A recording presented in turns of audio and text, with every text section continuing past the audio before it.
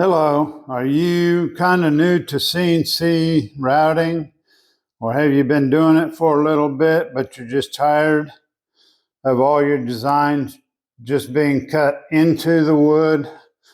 Well, I've got a little trick that'll give it more of a 3D look, like it's coming up out of the wood. It's real simple to do, and we'll go inside on the computer and I'll show you how I do it.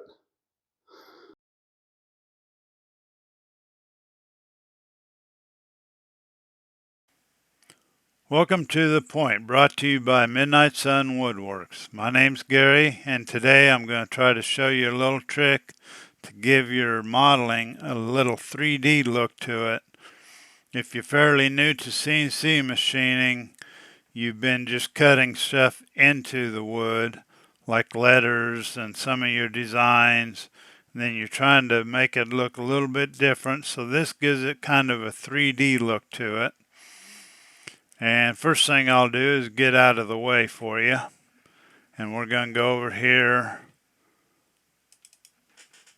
And I work with V-Carve Pro. Now you can use V-Carve Desktop, V-Carve Pro, or Aspire, and you can use any version. It should all work the same. And we're going to start out by going to create a new file. And usually the size I use is 11¼ by 11¼ because when you go to your big box store, most of your boards are 11¼ inches wide. So I just cut a square and from there cut my designs into the board. Most of them are going to be 3/4 of an inch thick. I always use just inches. I have my datum in the lower left-hand corner, and we'll click OK. So now I have my board in which to put my designs. So we will start out by going to Clip Art, and we will select Panels and Shields. Now you can pick any of these, it doesn't matter. I'm just going to grab this one. And by now you probably know that if you grab one of these squares and click on it and drag it, it'll just move that side of your design. But if you go up to one of the corners and hold your shift key down and drag it out, it'll expand it from the center.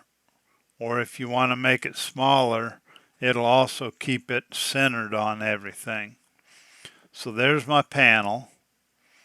Now I'm going to go up to Animals, and I'm going to scroll down and find what's called a leaping bass. Double click on that. It'll put it in the center. And again, I'm going to have to scale this down just a little bit so it fits on my panel. And that looks pretty good. Now we can go up to Drawing and just make sure that these things are centered in the design. So you can click your panel, and this icon right here with the 4 arrows around it, you can click on it and it'll open up another menu that allows you to pick all different types of centering your design. If you want it dead center of everything, or if you want moved out toward one of the edges, you can use these, but I just want it dead center. I will close that. I'm going to click off of everything, and then my bass will show up. So I will click my bass, and I'm going to do the same thing. I just want it centered in my design. And we will close that. Now we come up to our modeling tab. And what we need to do is make sure that this icon is switched to adding. the material. So we will pick our panel. You can either double click the panel or the name panel, or you can click it once and go up to the wrench, click it. And what we want right here, where it says combine with other components, we want it to add it. We'll close that down. We'll go to Leaping Bass. I will double click this one just to show you. It opens up the same menu. And again, we want to add it. It's the left-hand corner icon right there. Now we'll close that down. Now we need to add a border around our panel. And what this border becomes is a boundary for our panel. So select the name panel. And all you have to do is come up here to the little blue line around your what looks like a little model and click on that. And what that does, if you zoom in, you will see a little line there. Now that becomes our panel boundary. So zoom back out and just click off of that again, so you have both your panel, your bass, and then that line. So we will go back to our drawing, and now we'll switch over to our toolpaths. So we will click this arrow, the one that points to the right. That'll move you over to the toolpath. And what we will do is select this in our 2D view. We want to click that outer line around the panel. It'll turn pink. You'll see a little dashed line all the way around there. And what we are going to pick is our roughing toolpath, which is about the fourth row down, furthest to the left. You click on that. Now I'm using version 11.5. Version 12, it's probably been moved. But you click on the roughing toolpath. It's going to ask you to verify the information for your material. So it's 3/4 inches thick, datum's in the lower left. Model surface, we want this all the way to the top. So this slider, you'll want all the way up. And we will click OK. Now you can use either model boundary here, or you can use selected vectors. Now above that, the tool I'm going to use is a 1/4 inch compression bit. You can use whatever bit you want. If you want to use an upcut bit or a downcut bit, I use a compression quite a bit because it lifts up at the bottom and pushes down at the top of the material, which gives you a little bit cleaner edges. If it was an upcut bit, it would tend to pull all the material upward and leave little frayed edges around everything. So I just use a compression bit. We will come down here to 3D raster. We'll leave the name the same because we're only going to end up with 3 tool paths, and we'll hit calculate. And you can see the area that's going to cut, and we can hit preview selected toolpath. And this doesn't take very long. I've got it set to the fastest speed, and I believe it'll take actually 3 cuts. The first 2 are down into material, and then the third one kind of just cleans it up a little bit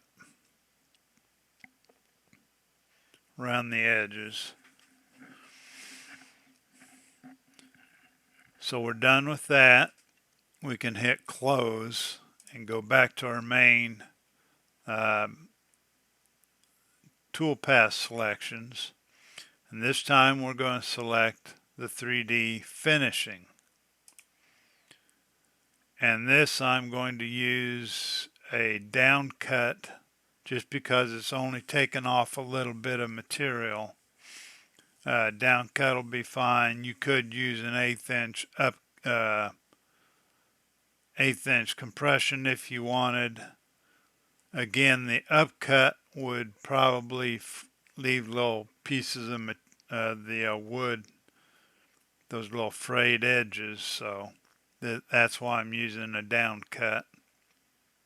Again, around the model boundary, or you could use selected vectors. Again, we're doing a raster cut. I will calculate it.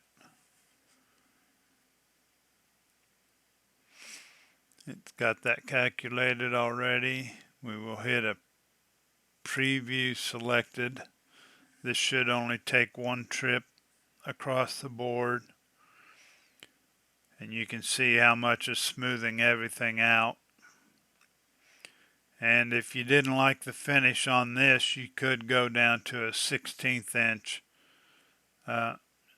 bit, make like a second trip on it just to smooth things out a little bit more. Now there are a little bit of tool marks around the edge here, but we're going to take care of that right now. So we'll go back to our 2D view path, and we have to close this down to get back to our main toolpath window. And this we're going to be doing a profile cut. So with this pink line selected with the dash marks, you're going to use a profile toolpath. Now our board is 3/4 of an inch thick. I usually add about 3/1000 to that. You can sometimes 2/1000 will work, depends on the board. I'm going to use an 1/8 inch compression bit. 1/8 inch down cut would work just as well. Doesn't really matter. We want it to cut on the line. You have an outside, an inside, or on. We want to cut on the line. We're going to add 4 tabs to this. So you, right here, where it says add tabs, you click on that, and I just use some real small tabs so that they come off, cut through real easy. They're just 0.135 in each direction, little square tab. You hit edit tabs, and you see it comes up with a constant number. Well, I'm going to change that to 4. And then you click add tabs, and you can see it's now added those 4 tabs. If you want more, you can change that number up there, or you can use this and get rid of these, or you can move these over by clicking on them and sliding over. You can put them anywhere you want. So since I'm done with that, I'm going to close this down. And now I'm going to calculate it. And it's going to tell me that it's going to cut through my material. And this works out right. It's 3/4 of an inch thick, and that's the number I put in there. So I'm going to click OK. And now you can see the blue line around everything. Now if I hit preview selected tool path, it will cut around it, and you can see the 4 tabs right here. And that's pretty much it. If you take a look at it from an angle, it looks like it's coming up out of the wood. Instead of just being carved into the wood, it gives it more of that 3D shape where it's coming up at you. So that's how easy it is to give something a 3D shape. For any beginners, it doesn't take that long. If you're an expert, you already know about all this stuff, but that's how I do it. And I hope this helps you out. Most of my videos are pretty short, so if this helps you out, give me a thumbs up because I don't get much viewing time. So I hope this helped you. Thanks for watching.